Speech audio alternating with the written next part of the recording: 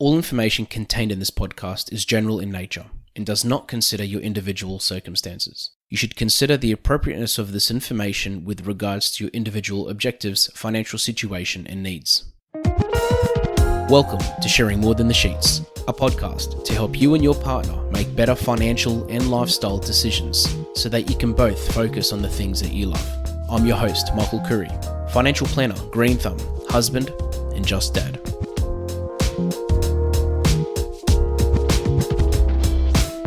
Today I wanted to talk about trusts. Now, this is a topic that comes up a fair bit with clients. People ask me regularly, hey, I'd like to set up a trust, or hey, what's a trust? I know someone that set one up. Is it right for me? How do trusts work? And I can't think of any better person to talk to about this topic than Rex, the founder and principal of MA Legal. Now, I've seen Rex on Yahoo. I've seen him in articles through International Business Times, CEO Weekly, and I thought this is probably the best person to talk to about this topic because he seems to know it all. Rex, thank you so much for joining us. Thank you, Michael. Thank you for the introduction. Too kind. Yeah, it's honestly, it's one of those topics where, it's in a way, it's an area of specialty for those that do it properly. Because I've seen many people over the years say they specialize in trusts or that they do trust, whether it's a lawyer or even an accountant in some ways, but it's very rare that you come across somebody that just really does it well and really understands the ins and outs of trusts. Yeah. From a practical perspective. I've got an accounting degree as well as a law degree. So for me, it's kind of comes hand in hand. And you're right, a lot of people don't quite understand what it is. They understand there's a lot of benefits to it, but they don't quite understand what the benefits are. So I'm happy to have a chat about what it is, what the benefits are, and different applications of it as well, if that helps. Yeah, I think it'll really help a lot of people. And I mean, can we just start off with, if you could just tell us a bit about yourself for those that are listening that haven't heard about you, who you are, what you do, and just a little bit about your practice as well. Yeah, certainly. Rex Afrasiabi. I'm a founder of a law firm called MA Legal in Melbourne. Just because we're based in Melbourne doesn't mean we don't work across Australia and international as well. We're a commercial practice, but we also do estate planning and family law as well. Before setting up MA Legal, I worked at various larger firms. Then I went out to a boutique firm that represents 3 people in the BIW Rich 100 list, which is really nice boutique high-end work. From there, they shared nice boutique offices with a fashion company, or in the same building, an international fashion company.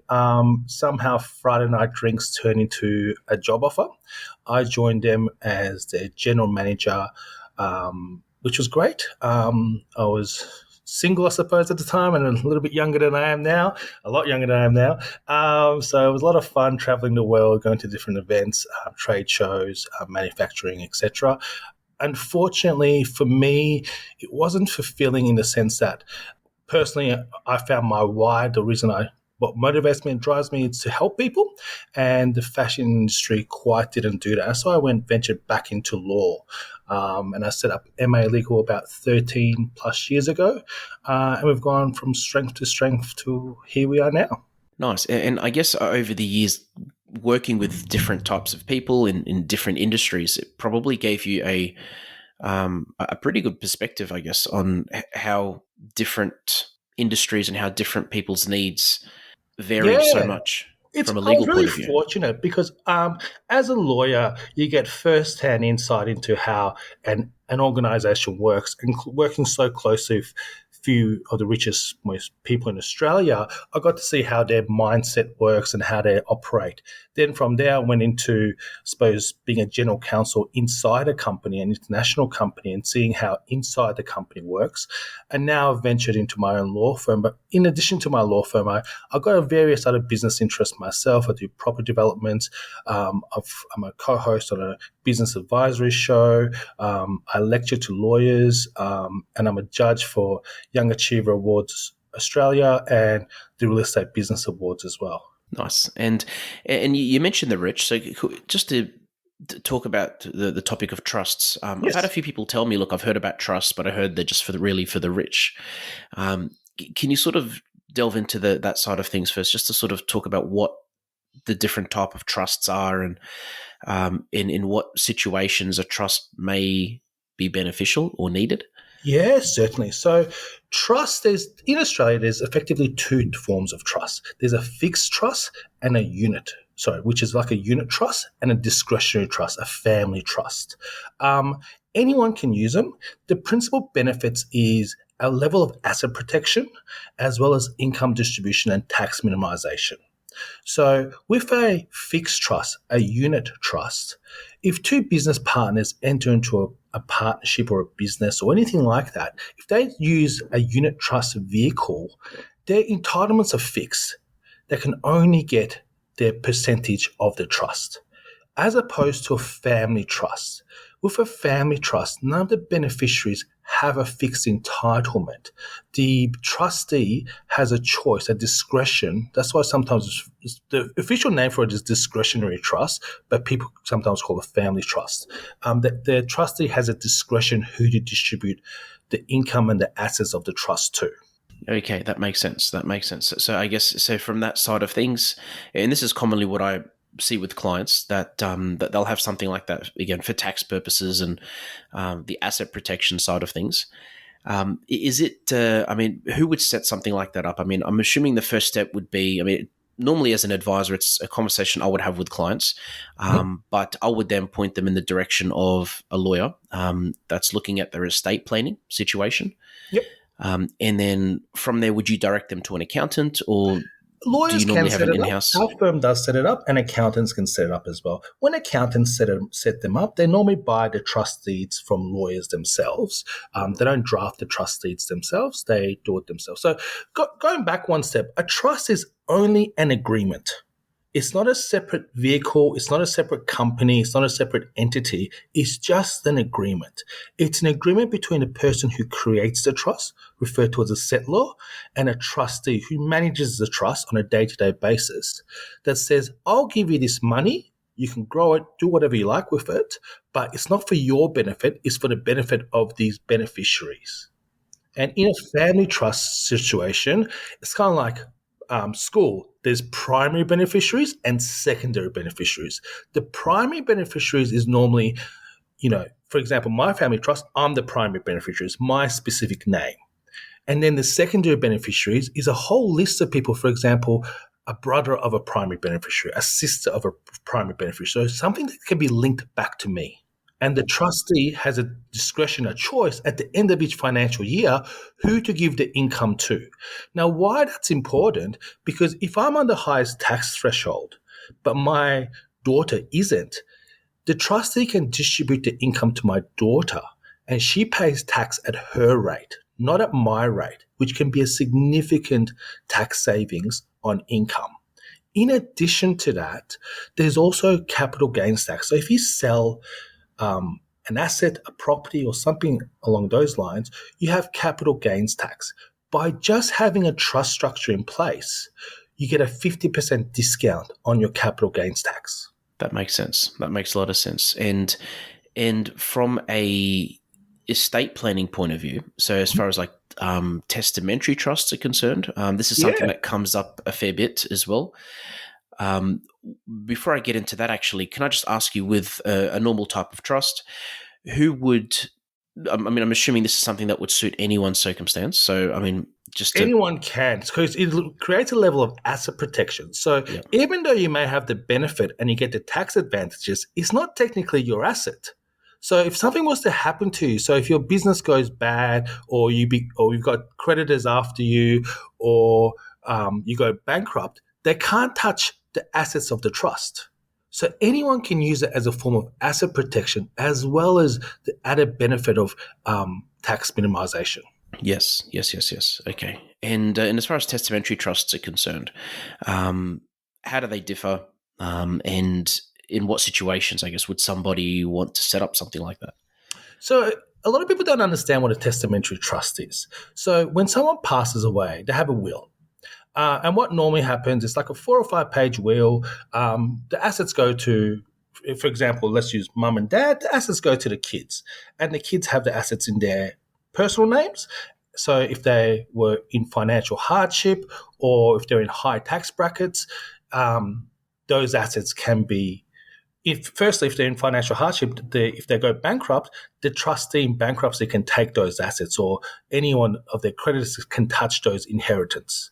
The other part of it is tax. So if they were to receive, $1 million from inheritance on a normal will, and they get taxed on the income generated from that, they'll get taxed at their personal tax rates, which means they'll probably get half of it away to the tax office. The alternative to that is a testamentary trust, which creates a family trust in the will. So the family trust is created the moment the person dies for the beneficiary's benefit.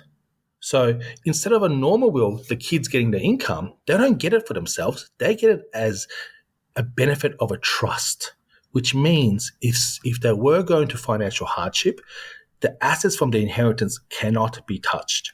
If they are in a high income tax threshold, they can distribute the income to their kids or their spouse or someone else to minimize the tax. There's great advantages of it, but I feel like a lot of people don't use testamentary trusts because they don't understand it. And is that something that would be set up at the time of doing a will, or is it just... Yes, it's part of the will. So instead of a normal will is about... A good will is probably 5 or 6 pages. A testamentary trust, it goes for about 20 pages. It's a will, effectively, that says, beneficiary's child, you don't get the asset in your name. You get it as a trustee for yourself, which means it creates a family trust in the will. And how long does a trust last? 80 years. 80 years, okay. So with a testamentary trust, you can pass it on to your kids. So if you were to inherit property, for example, and you don't want to sell it, you just want to hold on to it and hold the income from it, you can distribute the income to family members to minimize your tax, and then pass on the testamentary trust to your kids. Okay, and also as far as the changing things in a trust is concerned, so let's say, for example, somebody sets up a trust and they're married, for example, and then fast forward 6 months later or 6 years later, and they have children and they're not married anymore. Yep. Is it easy for someone to change the beneficiaries? No, you can't ever really change a beneficiary of a trust. It's what's called a resettlement. So if the trust is at the time of creation, it's made for the benefits of these beneficiaries. If you change that, the Australian Taxation Office takes the view that the trust has changed dramatically, so it needs to pay capital gains. It's basically seen as it sells the assets to itself and creates a capital gains tax event. So you never want to change beneficiaries. You can relinquish your rights to a beneficiary. You can say, I don't want to be a beneficiary anymore, but you can't add a person onto it. That makes sense. And I think the last type of trust that you probably haven't touched on is special disability trusts, which, again, I don't see that often, but I'm assuming it works the same way for somebody with special needs. Yeah, so a testamentary trust can be used for special disability as well. So if you've got a child in need, or a child that's got drug independence or something like drug dependence or something along those lines, you can create a family trust. But instead of making them the controller of the money or the assets, being the trustee, you make someone else that you trust as the controller, the trustee, for their benefit. So the trustee doesn't get any benefit from it, but they look after the inheritance for the benefit of the child. These podcasts have been brought to you by Better Financial Planning Australia.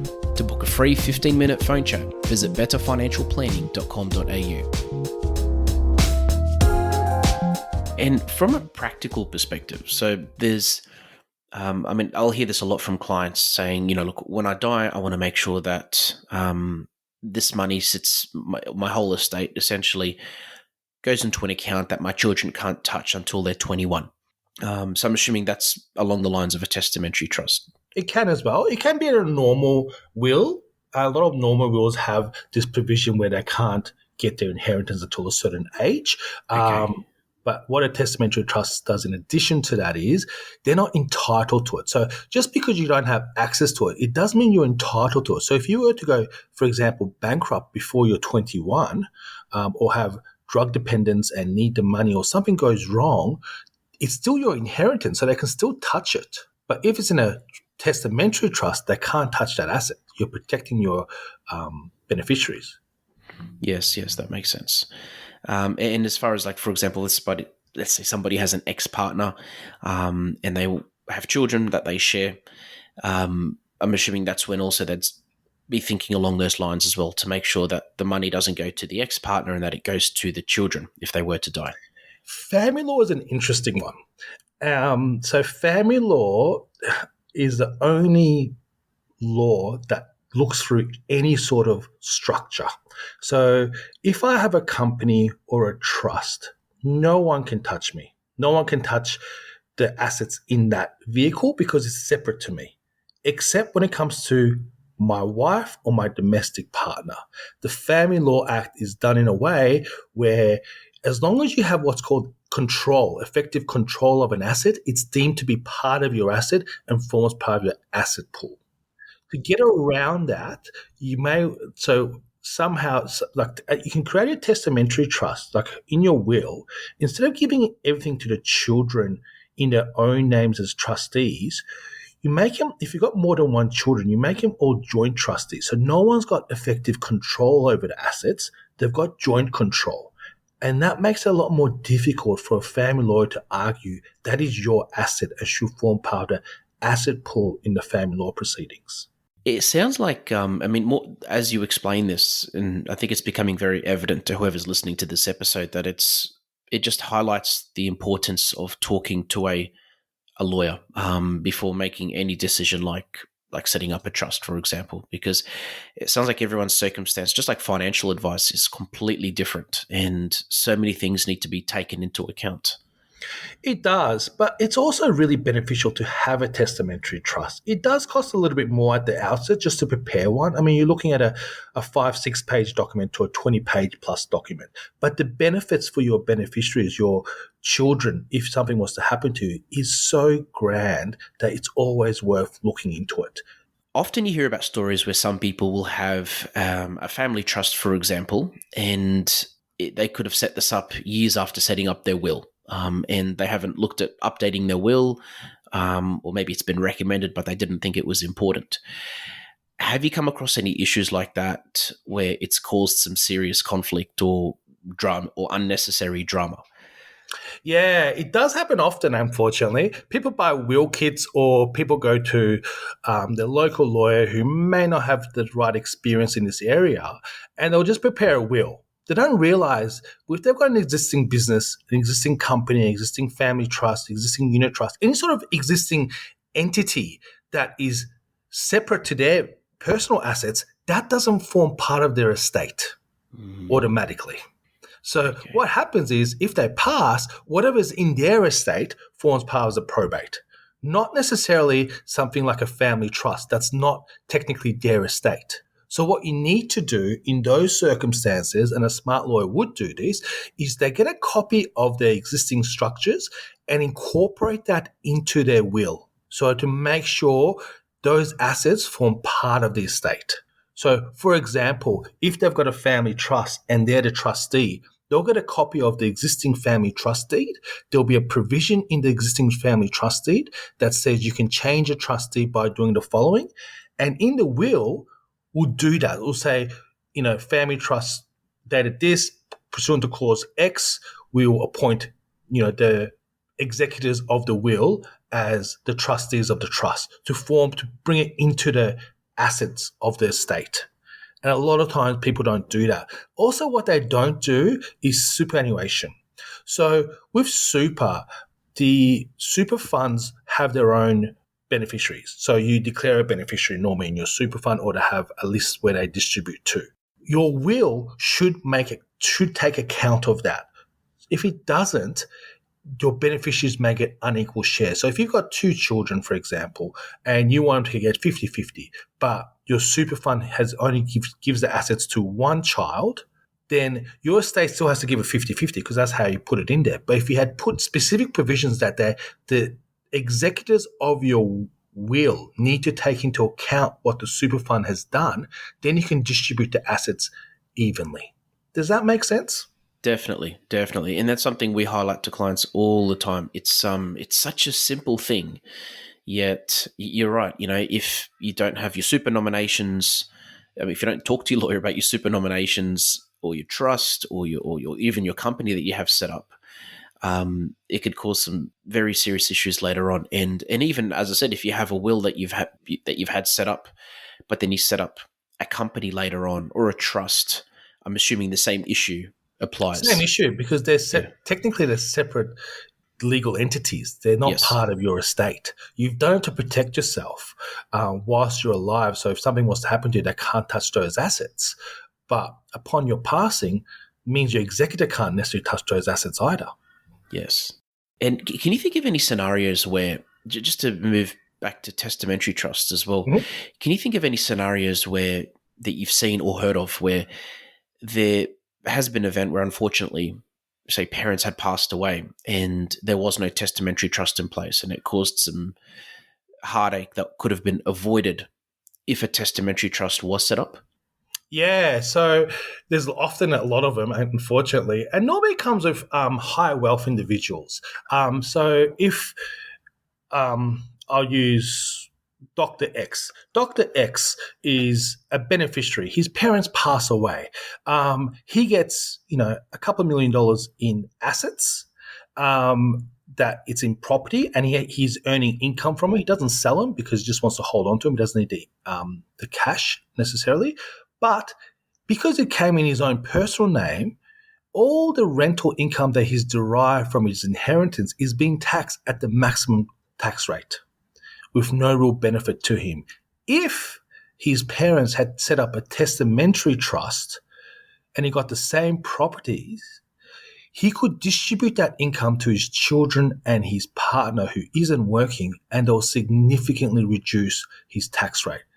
It could pay for all the school fees of the private schools, etc. So it's got so many benefits to it that it's worth for anyone looking at a will to consider it at least. Yes, yes, and I'm assuming it's something people should think about sooner than later in their journey of building wealth, because once you have the assets, it's not that simple just transferring them. No, you can't transfer them. The moment you transfer assets, you get hit with capital gains tax, and it depends on which state in Australia you're in. You get lumped with stamp duty as well.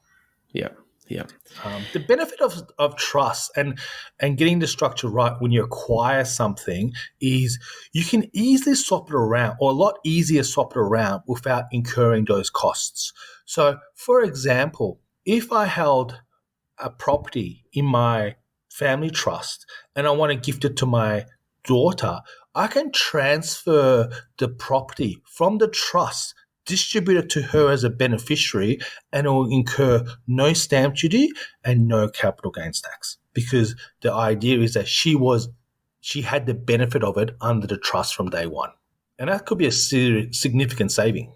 it can, and I mean, all I can say is that this is probably one of the most bland, boring topics out there, but I want to Sorry, thank you it is. for making Trusts it are as, boring. honestly, you've probably made it as exciting as anyone could have, Oh, too kind. and but it is important. Like this. I mean, you've highlighted so many reasons as to why someone should talk to someone like yourself that specializes in this area to, I guess, work out if it's appropriate, if how to set things up, and just to make sure it's done properly, because it's, again, like financial advice. If you just assume everything's going to work and that everything's going to be okay, there's a very big chance it's not going to be okay. Yeah, it gives you that. So, as I said earlier, I've got my law firm, but I do various other businesses and property ventures and other things that I do. Every single new venture that I get into, I have a brand new company and a brand new trust for. I don't mix them. I don't put all my eggs in one basket. Every single venture has a new company and a new trust. It's a special purpose for it. So if something goes wrong with any of my ventures, it's not going to be a house of cards. It's not going to coming crumbling down. Because a company and a trust is separate to me. They're its own vehicles. So a company can be sued in its own right. So if something goes wrong with it, I can bankrupt the company and it won't affect anything else of mine. And again, it's just comes down to being smart and being proactive, and just protecting yourself and those Yeah, around you as well. it's so true. And people think it costs, hundreds of thousands of dollars. It really doesn't. It really doesn't. And a smart advisor, and I've done this many times with my clients, would tell them how to set up a company. Because you can jump on the ASIC website and set up your own company for $500. And it's all the information, and as your advisor can talk you through it, and it's done. We can do it as well for you, and all advisors do. But if you're cost conscious about things, it's still ways to do it. Yeah, agreed. And Rex, lastly, if anybody wants to contact you, what would you say the best way is for them to do that? My website or my email. My website's www.malegal.com.au, or my email is rex@malegal.com.au. If they mention this podcast and yourself, I'm happy to have a no obligation, complimentary, confidential conference with them, see if we can help and maybe guide them in the right way. Yeah, no, thank you so much for your time, Rex. And lastly, I like to finish all my episodes off with a dad joke. So here we go. You've got a daughter, don't you? I do. I've got a 4-year-old. You'll relate to this then. So when a child won't go down for nap or bedtime, should they be prosecuted or refusing arrest? Prosecuted. So refusing arrest, arrest. So it's not it's not the best one out there, but I completely missed that one. Yeah, no, it's okay. To be honest with you, it's I'm upping my dad joke game since I've started this, so it's been my thing since day one. I always got told joke. How do you think what it was like beforehand? Oh, mate, terrible. It's I used to be told before I had kids that I'd be a really good dad. When I said why, they said you've got good dad jokes. I'm like, oh, thanks. And that was when I actually thought they were funny. But I feel it was a dad bod. Yeah, mate, that as well. That's slowly evolved over the last 8 years, but I wear it with pride. But thank you so much for your time again. Honestly, Rex, it's been great, and I really hope whoever's listened to this has gained so much clarity around trusts and what they can do for them and their family.